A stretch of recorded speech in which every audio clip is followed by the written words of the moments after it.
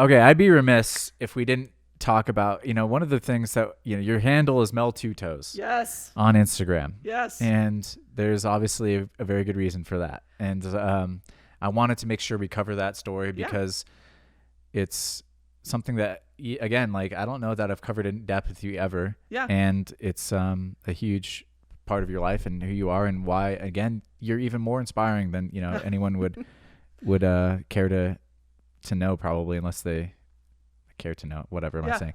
It's just more inspiring even, to know that.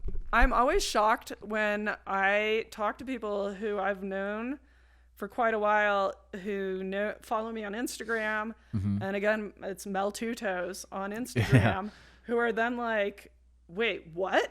Like, so I have 2 toes. It's not a cute, it is a cute thing, but it's not like, it's not an inside joke. Right. Exactly. Like, because there is actually somebody else, and I don't remember their name, who has something 2 toes on Instagram, and I was like, oh, is this one of my people? And they have 10 toes. Whatever. Oh, get out of here with that get trash. out of here with you. So, which, again, parkour and 2 toes, man. Balance, and I can talk for days about all of that, but well, please, we got some time here, The background is that so my husband's into big mountaineering, mm-hmm. and we met in 99, and he was super into mountaineering. He took me up my first 14er. Which was? So in Colorado, we have these 14 mountains that are above 14,000 feet. Yeah. You can argue how many, but most people go by a list of 58 14ers in the state, we call them. So it's, again, a mountain above 14,000 feet. And he climbs those. He's summited each of them. He's now done, it's like over 600 14er summits. Wow. He's working on a project where he'll have climbed each one of them in every season. Whoa. Yeah. So this is his big thing. Like, that's a lot. Yeah. So when we got together, I started hiking with him. I'd always kind of been in nature, but I had never been into doing like big mountain hiking. Mm-hmm. And started doing it with him, and then we got married in 2000. Right in it. Yeah, jumped right in. We didn't wait around. When you know sometimes. You know. Hey. So we got married May 6th of 2000. May 20th, 2001, just after our 1-year anniversary, he and his dad and I and our dog went to climb Mount Evans, which is like the prominent peak you see from Denver. Mm-hmm. And we were all just like, oh, this will be a fun warm-up hike to get ready for summer. We've got huge plans for this summer for what we're going to climb. Mm-hmm. Let's just jog out and get her done. We saw that, so that was Memorial Day weekend. And we were going to go on Monday, Memorial Day, but saw in the forecast that there was going to be a big storm coming.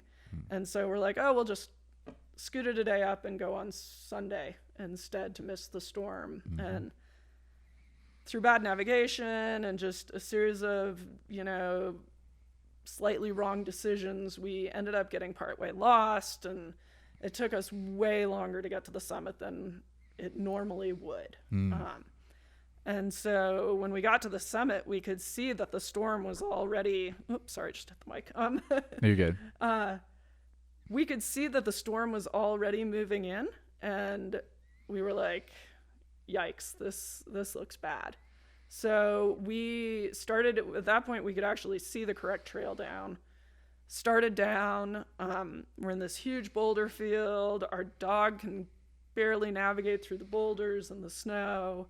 The guys actually ended up cutting a poncho in half and stringing it under the dog's midsection and lifting her in between big boulders just to get her through, because, this is before we had kids. This is our baby. We're not abandoning her up there. Yeah, of course not.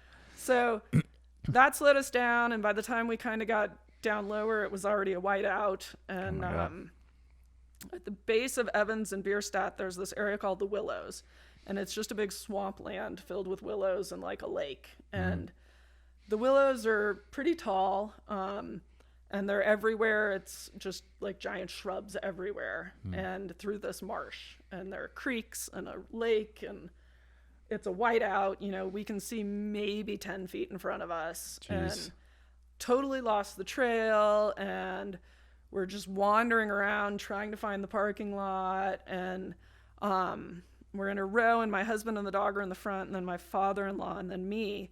And my father-in-law like screams and disappears. And so it turned out we were actually going across a snow bridge over a creek. And Oh my God. he punched through and went into the creek up to his waist.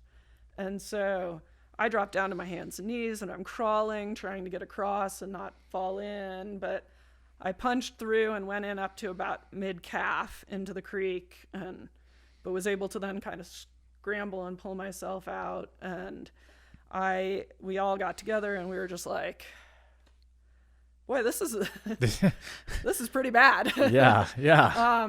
We should stop walking around and getting ourselves more lost and just find some shelter and hunker down for the night. So we found some trees that were up sort of out of the water and hunkered down under those and tried a bunch of stuff. We had waterproof matches, and we could get those lit, but there was nothing dry enough to burn, and Oh wow. all this stuff. And you know, Brad's dad was wet up to his waist in a pair of jeans. Jeez. And it got down to 10 degrees that night, and Brad had a pair of dry long underwear in his pack, and I had a pair of dry wool socks in my pack. So we got Brad's dad out of his stuff and into the hose, and then sort of laid down with the dog. We used the dog as a pillow, and that's why I still have a nose and ears, and hands in the armpits in the jacket, so I still have fingers. But through more poor decision making, I actually ended up barefoot at one point during the night and got severe frostbite all on both feet and up my leg partway. And so next morning, search and rescue pulled us out, and How did they get? Brad's mom knew where we were. Well, at least you guys made that good decision. We did that well.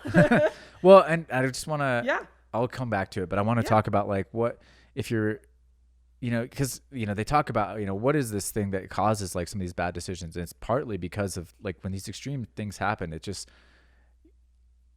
What was that pressure like and what were the bad decisions, I guess, is I'm curious about. But yeah, so the main bad decision, I would maybe still have toes. So first of all, when you get hypothermic, and we were all hypothermic, our body temperatures had lowered enough. Yeah, exactly. Where your body kicks into survival mode. So it takes all the blood and tries to keep your vital organs, which are just heart and lungs, alive. Which means your brain is getting very little blood, and so you're an idiot. Yeah, exactly. That's what I was trying to say. Is like, there's like there's a reason why you probably weren't able to make such, calculated decisions. It's like at a certain point, your body is in panic mode, or not panic, but survival mode, which is like, it's just literally trying to keep my heart and lungs going so that my body will technically be alive. And you really become stupid. And so we did do a lot of things right. We stayed in one place. Somebody knew where we were supposed to be, et cetera, et cetera. Keep in mind, this was 2001. We didn't have cell phones, and they wouldn't have worked up there anyway. And so during the night, after we had already kind of settled in and were getting stupid, I was like, boy, my boots filled with water earlier. They're freezing. Aren't you supposed to take wet clothing off when you get wet? And we were all like, yeah, definitely. And we had to even use a pocket knife because my laces were frozen solid. Oh my God. So we cut those with a pocket knife and got off my boots and my socks. Great. But that was all I had. Yeah. So we tried a couple things to keep them warm. I tried putting them up my husband's shirt, but that was letting a ton of cold air up his shirt and lowering his body temperature even more. And we were already lying on our backpacks to give us a little insulation from the frozen ground. And, the dog was keeping my head and face warm, although in hindsight, I probably could have done that with the hood and just put my feet under the dog. But what we ended up with was, because my jacket had a good hood, I took my ski cap off and put that over my feet because it was dry. that doesn't keep your feet real warm. Yeah. I can, yeah. And at some point, so I was also bouncing my legs all night to try to keep some circulation in them. And so at some point during the night while I was doing that, it knocked the hat off, and I just didn't recognize. You didn't even feel it probably because they were already so numb. Right. Like I literally couldn't feel my feet. So who knew? So yeah, I ended up barefoot overnight, 10-degree weather. And my feet basically froze solid. So the night before, Brad's mom had called search and rescue, said they didn't come back. There's a blizzard. Here's where they're hiking. Here's the car they have, which is exactly what you need to do. Mm-hmm. They sent an officer up that night to the parking lot, which at that point was a pretty small parking lot. Mm-hmm. He drove through the parking lot in the whiteout and didn't see our white car in the parking lot because it was snowing that hard. Oh my God. Came down, said their car's not in the parking lot anymore. So oh my God. They got off the mountain. They probably just went in a ditch somewhere because there aren't any cliffs or anything on the side of this road. He just said, you know, they probably just went into a ditch somewhere and we'll find them in the morning. And so in the morning, they drove up when the weather cleared and saw our car and wow. Yeah. Sent in the cavalry. Yeah. And then I was in the hospital 10 days, and as they tried to stabilize, frostbite as it's happening, no pain. As you're freezing, it is oh my God. Totally painless. Like I was in no pain all night. Yeah. As soon as you thaw, incredible pain. So I was on morphine for 3 months. Wow. Trying to manage my pain. After the 10 days in the hospital, I was sent home with a wheelchair, and a nurse came twice a day and checked my bandages and my meds. And I saw a doctor once a week, and I very much had a wait and see mentality because I wanted to keep as much of my feet as I could. Of course. Yeah. When I first got to the hospital, they apparently told my family that I might lose my feet. Yeah. Thankfully, nobody told me that. I didn't need to know that at the time. Yeah. Oh my God. I can imagine. That's because, oh man. Yeah. The thing with medicine is like, they always have to give you like the worst case scenario. And it's just like, so intense, but sorry. I didn't need to know. Please continue. Yeah. So then it reached a point where, I had put off surgery long enough. One of my toes was actually starting to be loose and kind of wobble on my foot. And I was like, you know what? I think I found my line. Like, I can't have a toe fall off at home. That's my hard no. Yeah. So went in, did the first surgery, and they amputated all 5 toes on my right foot down to the knuckles. And then on my left foot, I kept my big toe, my 4th toe, and my pinky toe. 8 toes. Well, during the surgery, they discovered that my big toe actually didn't have enough to survive. But I hadn't signed consent to have that toe amputated.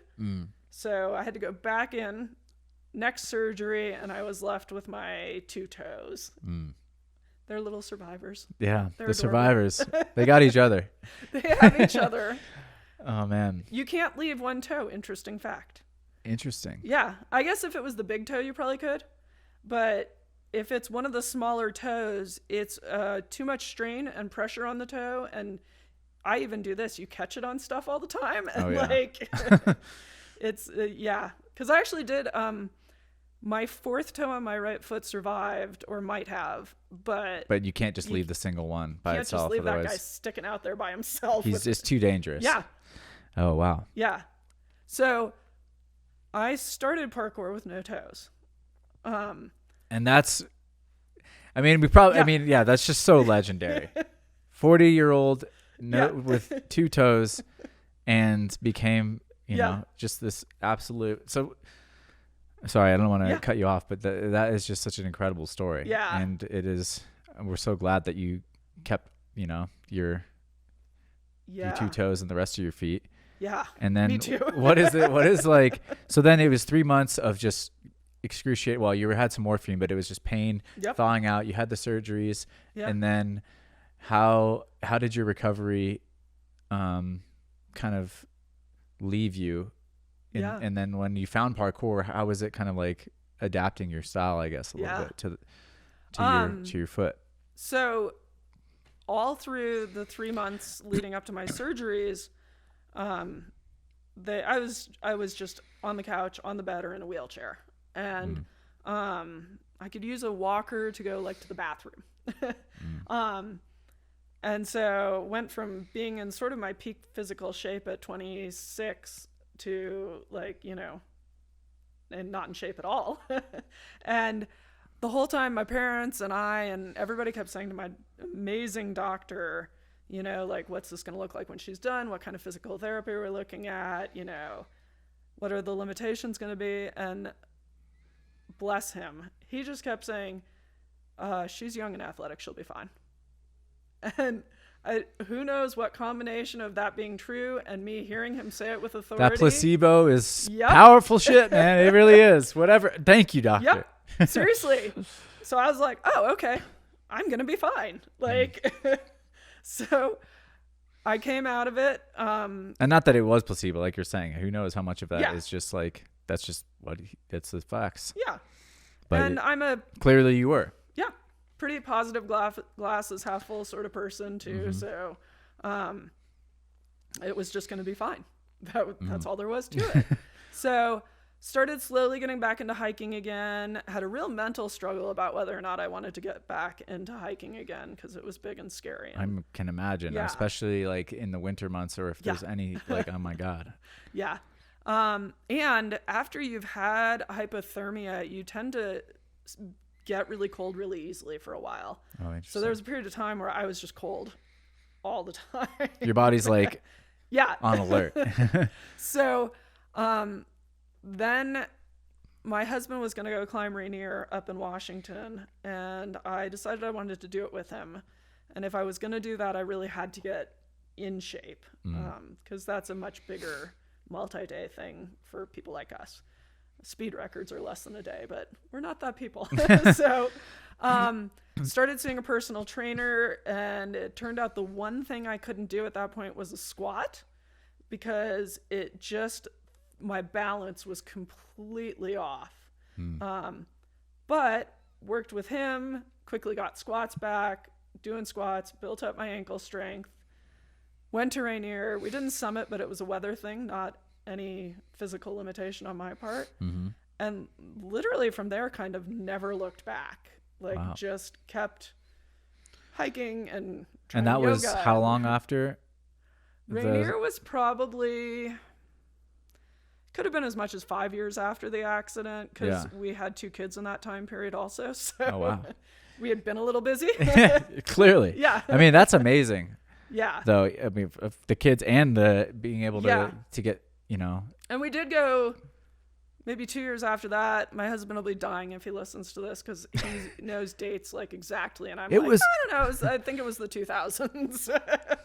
We went to Africa, and I did climb Kilimanjaro and summited Kilimanjaro. Yep. And did 100-mile, just a few years ago, I did a 100-mile trek around the base of Mont Blanc in France. Oh, wow. So it's 100 miles to hike around the base of it. So did that. The real answer is I have no idea what it's like doing parkour with toes. Yeah. I think it's easier. I have a deep-seated belief that it's easier. I would second that. I'd bet on it. Yeah. My favorite gym two-toe story is one day I was in the gym, and I was literally it was a mellow day, so I was just doing laps on the lower rails, practicing balance, and not really paying much attention to other things. And then I was in the lobby talking to whoever it was at the front desk, and there had been a dad in the gym observing his little kid who was new to parkour, and he came out and he said, I got to tell you, I'm just blown away by your balance. I was watching you balance up there, and you do not use your toes at all. Like, you're just balancing away, and you're not even like using your toes to grip the rail. And I was just like, thank you. Yeah. That is true. Yes. I balance without the use of my toes. Astute observation. Yes. Yeah. But I do, again, back to that, my nature and competitive nature, I'm really competitive with myself. And so in a good way, you can have that and it can be negative, but mine's always just served to push me. So I always kind of have to prove to myself that I can do, stupid things like lie on my back with a piece of PVC pipe between my legs and roll over and not have it fall off. Oh yeah. Using my toes to keep it on my feet. So it's a big part of whom I am. You can't go through something like that without having it change you. Yeah. I mean, it's incredible. I just think that whole story is just so powerful. I mean, the fact that you came back from, that wild experience and was able, I mean, it's really beautiful too that you and Brad stayed together through that whole thing, I think. And now you continue to hike and you continue to summit mountains. Yeah. And then you find parkour and the whole discipline is basically on your feet, it just makes your story just so powerful, I think, because I would never have thought someone would be capable of the things you're capable of without the full foot or whatever, but you hear stories all the time about like people lose toes and they like just fall down walking, and like that has so not been my experience. I don't think that's true. Like, I mean, I don't know, I wasn't this dude in the gym that apparently could see something, but like I would never know that you didn't have all toes, just based on the way you train. It seems, it's funny because all my coaches know, but because of who I am and they've known me so long, they always forget. Like, it's just not something we talk about or think about. And every now and then we'll be doing something and I'll be like, I think I'm struggling with this because of the no toes. And they'll be like, oh, right. Oh man, I totally forgot about that. It's easy to forget seeing you move for sure. Very easy. But that's so cool. And clearly, that must have brought something out of you. Like you said, it changed you, and oh my gosh, it made you so strong. It seems like, maybe you just always were that strong, but it's just to come back from all that. It makes sense now in some ways, like that, how you were able to, again, blaze this trail for women and for older, folks in parkour, because that's not an easy path to walk, I don't think, but you make it look easy. Oh, so. Thank you. I'm having fun doing it. So that's the important thing. Yeah, that's good. Yeah. It's been an interesting, and it's funny. I actually love that you recognize that it's amazing that our marriage survived that, because we had been married a year.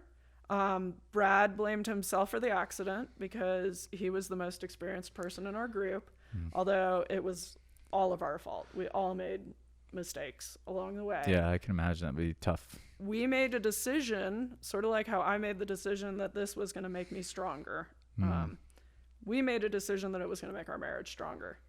That we were going to, and some days you say that and you don't necessarily feel it, but you're saying it, and you say it enough, just like my doctor's saying she'll be fine. I do think there's a lot to that positive thinking, but we really did use it to make us stronger. And by year 2 it felt like we had been married like a decade, because we had been through this huge trauma together and used it to solidify us. And it sort of really puts into perspective a lot of like who didn't do the dishes, like yeah, no doubt. We'll figure it out, it'll be fine, like wow. Yeah, that is so beautiful. And I love that you just say, we just decided that it was going to make us stronger. Yeah. Because that's something that is super empowering to anyone listening, I think. It's just like, choose it. Yeah. If you want, you can just choose that path for yourself and for your partner or for whatever it is. Yeah. And it's not going to be easy necessarily. Yeah. Yeah. And I think that's important that you make that caveat as well. And especially, I like the way you said, it's just, you don't even always feel that way. But if you keep saying and choosing it, then then it has blossomed, it seems like, or it very quickly blossomed after that into what this relationship is. No, I think we have an amazing marriage for us. It wouldn't work for everybody, but like that's your thing, is you have to find your person. Who I always used to say that everybody has issues, you just have to find somebody whose issues work with yours. We have found a way to get our issues to work together. we're both really independent. So, you know, he has his big hobby that I don't do a lot of, and I have my hobby that he does none of. But we have our life together, and we have our kids, and, you know, that thing to come back to each day. And that's been awesome for us. So that's awesome. Yeah. And he has a book about this whole journey, right? Yes. That you talked about. Yeah. If anyone wants to yeah. I'll put it in the description or whatever. I mean, I don't know. I'd be curious if it, yeah. if people want to dive deeper into that journey and how that story, you know, you told me you were going on tour once with him and talking about it. So, so it started for a long time. We didn't really talk about the accident. I did with a therapist, but we just didn't seek out talking to people about it. But after some time and distance had passed, and we were like, boy, there really are a lot of lessons that can be learned from all of this, whether it's mountaineering safety or just, you know, overcoming obstacles or things like that. Brad sat down and wrote a book that really covers the accident and his journey into mountaineering. It's called Exposed: Tragedy and Triumph in Mountaineering. And through that, I was actually in Backpacker Magazine once as one of the featured survivors. I was on Colorado Public Radio, told my story.